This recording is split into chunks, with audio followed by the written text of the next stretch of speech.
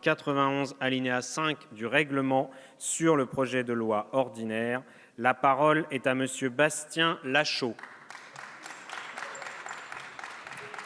Pour une durée ne pouvant excéder 30 minutes. Vous avez la parole, Monsieur Lachaud.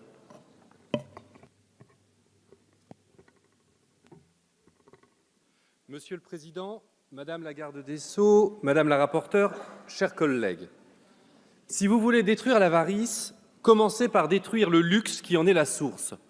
Ces mots de Cicéron prononcés il y a maintenant 2000 ans résonnent particulièrement à nos oreilles car ils rencontrent si intimement la réalité contemporaine de notre pays et plus largement du monde. Nous vivons dans une société profondément inégalitaire. L'argent seul est synonyme de réussite sociale. La valeur d'une personne est aujourd'hui jugée à l'aune de son seul revenu ou de son patrimoine. Jamais les écarts de fortune n'ont été aussi grands. Les riches sont toujours plus riches, les pauvres sont toujours plus pauvres. Les écarts ne cessent de s'accroître. La fortune des 1% les plus riches a dépassé aujourd'hui celle des 50% les plus pauvres. En 20 ans, les revenus des plus riches ont grandi 182 fois plus rapidement que ceux des plus pauvres. Ces hyper-riches voient leurs revenus et leur patrimoine s'envoler. Les écarts de richesse s'accroissent de façon exponentielle. Mais que font-ils? Que font-ils de leur richesse? Est-elle utile écologiquement ou socialement? Prenons un exemple pour en juger. La guerre des yachts. Elle a commencé en 1997, quand le milliardaire Leslie Wexner a inauguré son yacht de 96 mètres, 33 mètres plus long que son principal rival. Aujourd'hui, on a une véritable compétition qui se livre sur l'eau. Pour y tenir son rang, il faut être prêt à dépenser 330 millions d'euros et rivaliser d'imagination pour l'équipement intérieur. À ce jeu, le milliardaire Paul Allen est relativement doué. Il a un yacht de 126 mètres de long. Il est équipé d'un terrain de basket. Il est équipé d'un héliport, d'une salle de cinéma et d'un sous-marin en fond de cale. L'argent n'est plus caché. Seul Monsieur Lachaud a la parole. Merci, Poursuivez, Monsieur le député. Merci, Monsieur le Président. L'argent n'est plus caché, il faut l'exhiber. Thorstein Veblen, l'économiste du XIXe siècle, expliquait fort justement que la possession de la richesse est un moyen de différenciation. Elle n'a pas comme utilité de répondre à un besoin matériel, ce qui est aisément assumé, mais de conférer une distinction provocante, donc d'exhiber les signes d'un statut supérieur. Cela nourrit une consommation ostentatoire et un gaspillage généralisé. Car quoi acheter après les yachts que je viens de décrire? Autre chose, n'importe quoi, sans limite, car la satiété n'a pas de limite dans une compétition somptuaire. Au-delà de l'indécence sociale, ces comportements posent un problème pour la survie même de notre écosystème. En effet, nous ne sommes pas dans une période neutre de l'humanité. Son existence même est en danger, car nous utilisons plus de ressources chaque année que notre planète n'en produit. L'écosystème humain doit être préservé. Une bifurcation de notre modèle de société est indispensable pour assurer notre survie. Pourtant, cette classe dirigeante, prédatrice et cupide, l'oligarchie, est un obstacle sur ce chemin. Aucun projet, aucun idéal ne la guide. Au XIXe siècle, l'exploitation du prolétariat s'accompagnait du sentiment d'incarner le progrès scientifique ou encore les idéaux humanistes des Lumières. Après-guerre, il fallait défendre la liberté face au contre-modèle totalitaire. Mais aujourd'hui, à l'heure de la fin de l'histoire, l'idéologie capitaliste ne sait plus que s'auto-célébrer. L'oligarchie, qui étend son pouvoir dans tous les domaines, prétend, en reprenant les paroles de Mme Thatcher, qu'il n'y a pas d'alternative et que pour en finir avec l'injustice, il suffit d'accroître toujours plus la fortune des riches. Cette soi-disant utilité économique de l'oligarchie n'est effective que pour sa propre reproduction.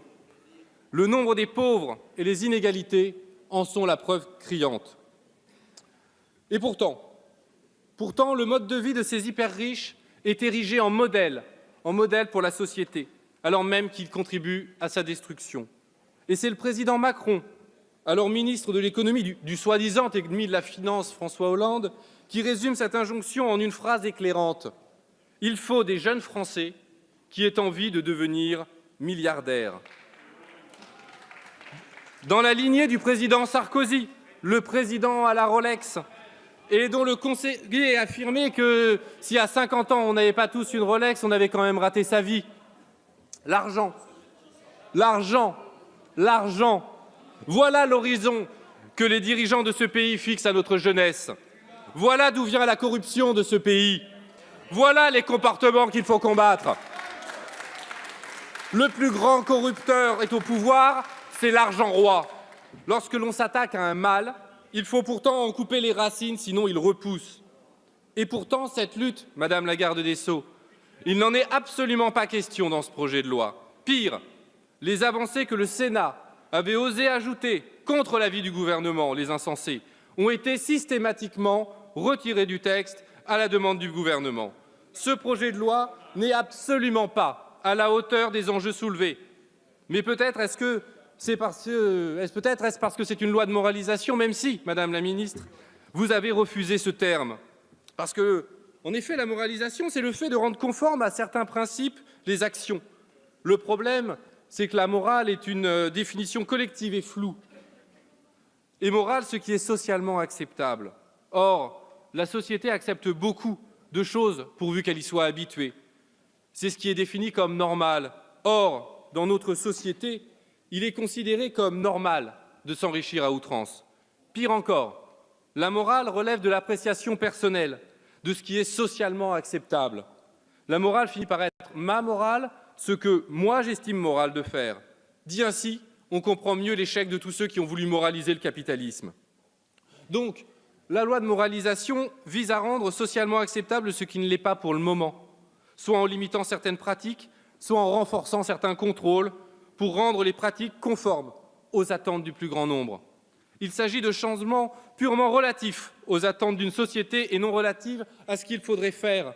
Il s'agit davantage d'éviter les affaires, je ne reviendrai pas là-dessus, que de véritablement rendre la vie publique conforme à ce qu'elle devrait être. Au contraire, Madame la rapporteure l'a noté, la vertu est une qualité individuelle, non un principe collectif. Il signifie étymologiquement l'excellence ou le fait d'être parfaitement conforme à ce qu'une chose devrait être. Ce sont aux institutions de prévoir un cadre dans lequel les pratiques sont vertueuses. Sans ce cadre contraignant, tout repose sur l'appréciation personnelle. Nous avons donc besoin d'une véritable loi de vertu républicaine. Mes chers collègues, si vous voulez lutter efficacement contre la corruption, il faut que les corrupteurs soient poursuivis. Comment lutter contre la mainmise de l'oligarchie sur notre société?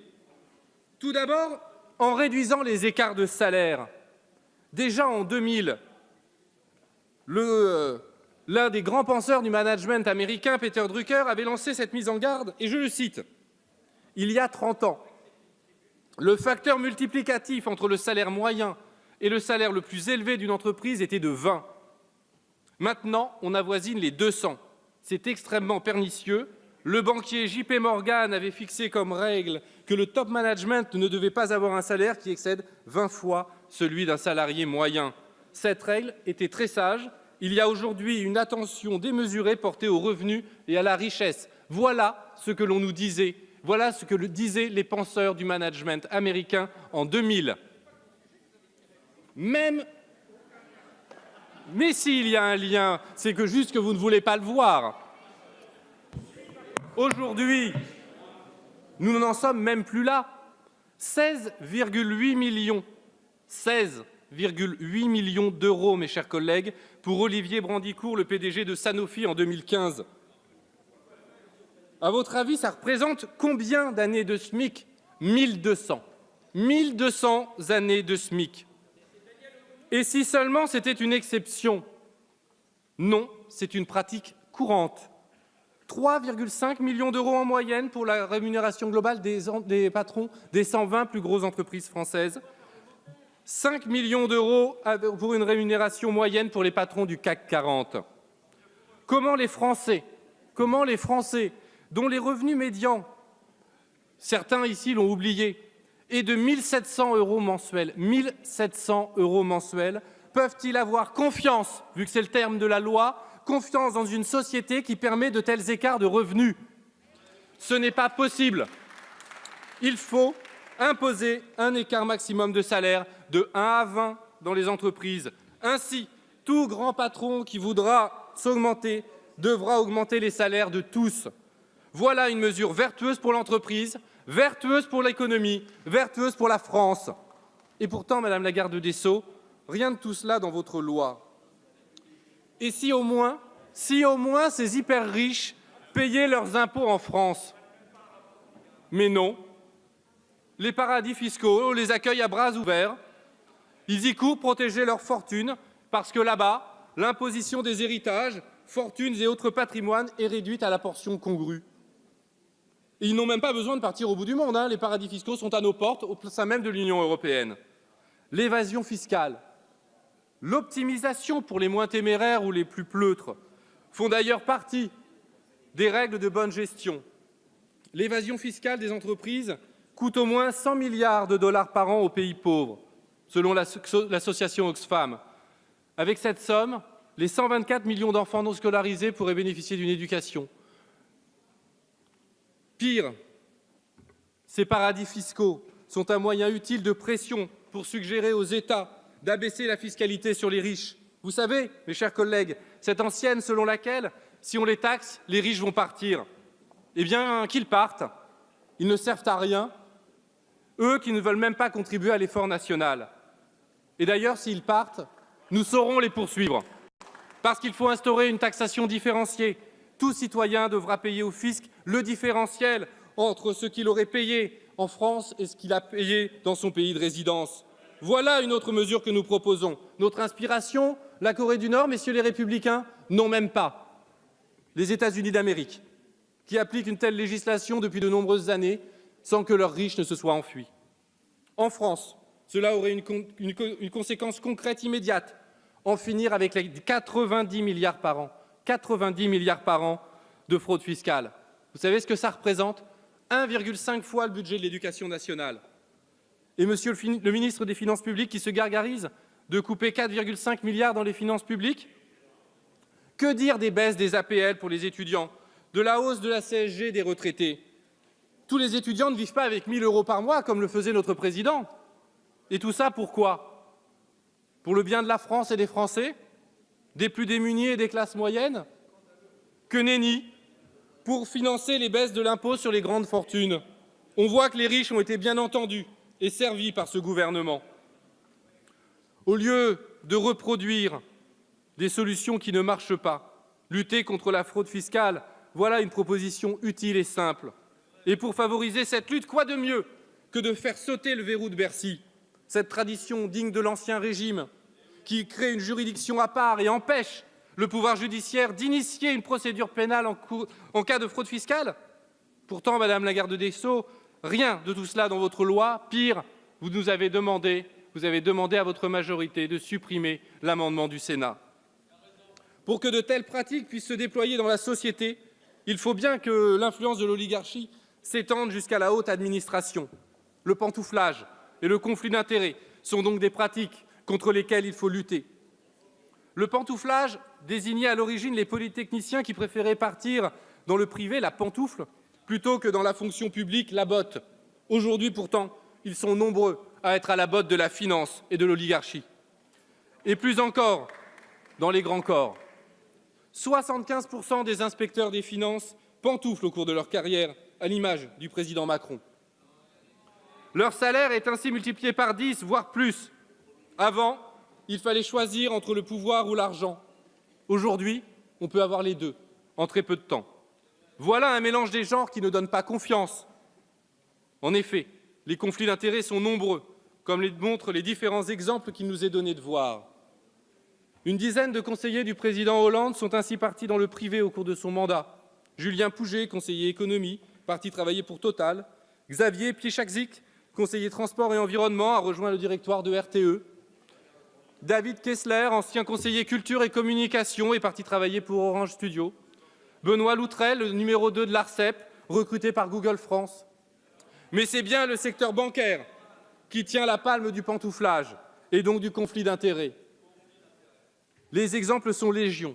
Ne citons que les plus explicites, comme David Azema, directeur général de l'Agence des participations de l'État, recruté par l'une des plus grandes banques américaines, Merrill Lynch, Pierre Mariani, directeur de cabinet de Nicolas Sarkozy au budget, avant de rejoindre BNP Paribas et de prendre la direction de la banque Dexia. L'un des exemples les plus emblématiques et les plus scandaleux, l'ancien directeur du Trésor, ex-directeur général des finances publiques, Bruno Bézard, a été recruté par un fonds d'investissement franco-chinois, Cathay Capital, alors même qu'il avait connaissance de la situation de l'ensemble des entreprises françaises dans lesquelles l'État avait des participations. Le président de la commission de déontologie explique lui-même que la loi est compliquée et qu'il est nécessaire de légiférer pour clarifier les choses. Car que dire du rétro-pantouflage?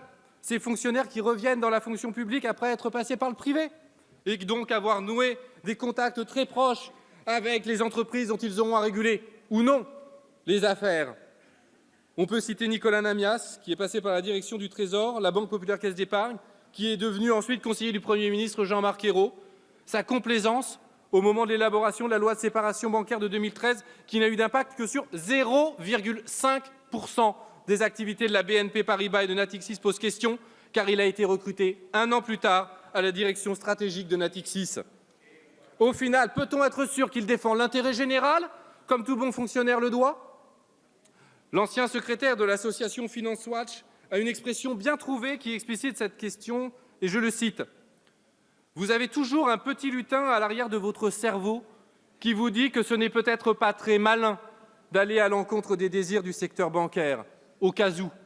Voilà ce que se dit un fonctionnaire de l'Inspection générale des finances et des grands corps de l'État. Il faut que cela cesse. » Afin de prévenir toute situation potentielle de conflit d'intérêts et de garantir l'entier engagement au service de l'État et de l'intérêt général des fonctionnaires, le passage dans le privé pour des activités de conseil ne devrait pas pouvoir avoir lieu avant une période d'attente. C'était d'ailleurs le cas avant 2007. Le Sénat avait proposé de restaurer ce délai. Mesure sage. Vous en avez décidé autrement. Il faudrait interdire aux hauts fonctionnaires de pantoufler avant d'avoir rempli leur obligation décennale au service de l'État.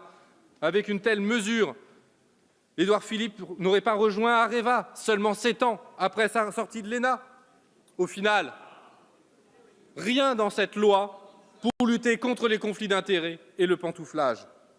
Enfin, pour contribuer à restaurer la confiance dans l'action publique, il faut que les Français puissent avoir confiance dans la presse. Ce n'est pas le cas. L'enquête annuelle réalisée par l'Institut Kantar en février 2017 pour le quotidien La Croix révèle une dégradation accrue des relations entre le public et les supports d'information. 52% ont confiance dans les informations qu'ils écoutent à la radio, 41% dans les informations de la télévision. La concentration des médias au sein de quelques grands groupes industriels est véritablement un recul pour leur indépendance vis-à-vis des puissances de l'argent et des intérêts privés. 80% des médias sont aux mains de 9 milliardaires. 80% des médias, 9 milliardaires. Au total, ils sont une vingtaine à détenir la quasi-totalité des supports médiatiques. Et d'ailleurs, combien d'entre eux ont voté pour le président Macron? La mercantilisation des médias constitue une transformation encore jamais atteinte dans notre pays. Désormais, le système médiatique est organisé dans la perspective d'accroître les profits publicitaires. Dans cette logique financière à courte vue, les propriétaires de médias généralisent aux salariés des méthodes de management totalement étrangères à celles qui ont toujours prévalu dans ce milieu. En lieu et place d'une gestion horizontale entre pairs, ils installent des directeurs généraux et des directeurs de rédaction missionnés pour appliquer les objectifs de restructuration et d'orientation éditoriale. Les éditocrates se succèdent pour nous répéter matin, midi et soir qu'il n'y a pas d'alternative au démantèlement du Code du travail et des services publics, au recul de l'âge de la retraite, etc., etc. Les pouvoirs politiques successifs ont renoncé à réguler ce secteur. Alors que l'on pourrait proposer l'élection du président de France Télévisions et de Radio France plutôt que sa nomination, proposer également une limitation de la concentration des médias entre les mains de quelques-uns, proposer de vrais pouvoirs pour les rédactions au détriment des propriétaires. Des solutions existent. Pourtant, Madame la garde des Sceaux, rien dans cette loi pour réguler le secteur de la presse et contribuer à restaurer la confiance dans l'action publique. Mais alors, à quoi sert le texte que vous nous soumettez? Voilà une vraie question. Si vous n'avez pas vu le rapport, c'est qu'il y a un problème. Mais bref, il vise à réguler les actions des élus, notamment les parlementaires, mais à la marge seulement celle de l'exécutif. Pourquoi supprimer la réserve parlementaire, mais ne pas toucher à celle du gouvernement ou du président? Soit le système est néfaste et on supprime l'ensemble des réserves, soit il est bon et on les maintient toutes. Pourquoi favoriser l'exécutif au détriment du Parlement? Les mesures que vous nous proposez semblent s'inscrire dans la volonté affichée du président et du gouvernement de réduire les prérogatives du Parlement afin d'accroître leur pouvoir. Je crains que cette loi ne serve qu'à stigmatiser les élus. Alors évidemment, il y a des brebis galeuses, mais pas plus que dans d'autres secteurs de la société. Et je peux vous assurer que si l'on prend les mesures que je viens de vous énoncer et de vous détailler, et dont vous n'avez malheureusement pas vu le rapport, nous aurons mis un terme à tous les débordements que l'on a connus. En tout cas, rien de ce que vous proposez n'est de nature à bouleverser profondément l'ordre actuel. Rien qui restaurera dans la confiance dans l'action publique. Elle a été perdue, cette confiance, plus par les promesses non tenues que par les affaires. Comment expliquer l'abstention massive qui se développe, sinon par l'application sans faille, depuis plusieurs années, d'une politique guidée par le libéralisme économique le plus orthodoxe? Il convient de redonner au pouvoir aux citoyens et de contraindre les élus à respecter leurs promesses pour rompre ce cercle vicieux. Refonder le peuple en refondant la République grâce à une assemblée constituante. Voilà la solution. Mais en attendant la convocation d'une telle assemblée, il est possible d'agir dès maintenant. Quoi de mieux pour contraindre les élus à tenir leurs engagements qu'instaurer un véritable référendum révocatoire? Permettre aux citoyens de démettre un élu en cours de mandat s'il ne respecte pas son programme. De nombreux pays le font. Nous devons mettre en place une telle mesure. Nous devons permettre aux citoyens de proposer eux-mêmes une loi, pas le faux semblant de référendum d'initiative parlementaire créé par Sarkozy en 2008 qui n'a jamais servi, vu qu'il a été pensé pour ne pas pouvoir servir. Mais de tout cela, Madame la garde des Sceaux, il n'en est pas question dans votre loi. Nous demandons donc le rejet de cette loi qui n'est pas à la hauteur des enjeux de notre temps pour rendre confiance à nos concitoyens dans l'action publique. Revenez vers nous avec une véritable loi de vertu républicaine et si vous n'en êtes pas capable, vous pourrez toujours faire adopter la proposition de loi que notre groupe présentera. Merci, Monsieur Lachaud. Madame la ministre, est-ce que vous souhaitez répondre au nom du gouvernement?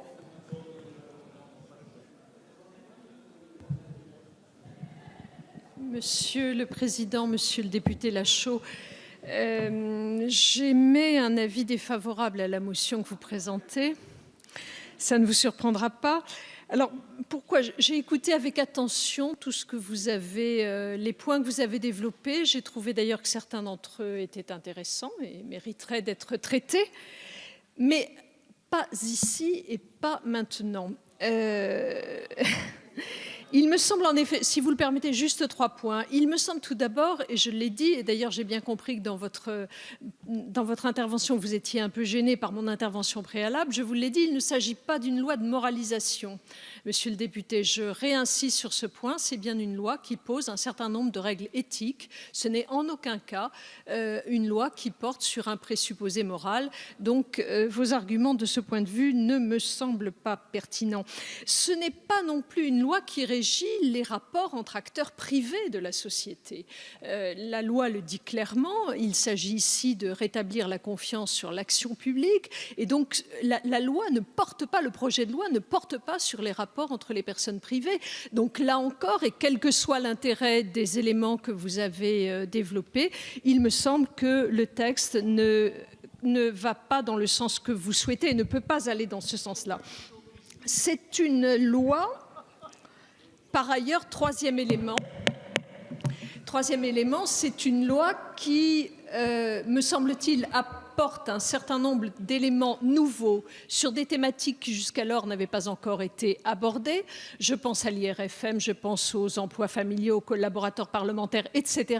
Ce n'est pas une loi qui a pour objet de reprendre les travaux qui sont encore tièdes de la réflexion sortie des assemblées. Je pense ici à la loi de 2013 et 2016 qui ont déjà porté sur des questions relatives, ça n'a rien à voir, relatives aux fonctionnaires. Et donc, il me semble que nous n'avons pas à remettre sur le métier des éléments qui ont déjà été traités. Une évaluation en sera sûrement faite, le temps au moment dont vous conviendrez, mais pas maintenant.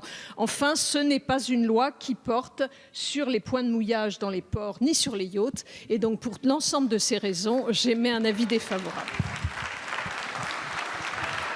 Merci, Madame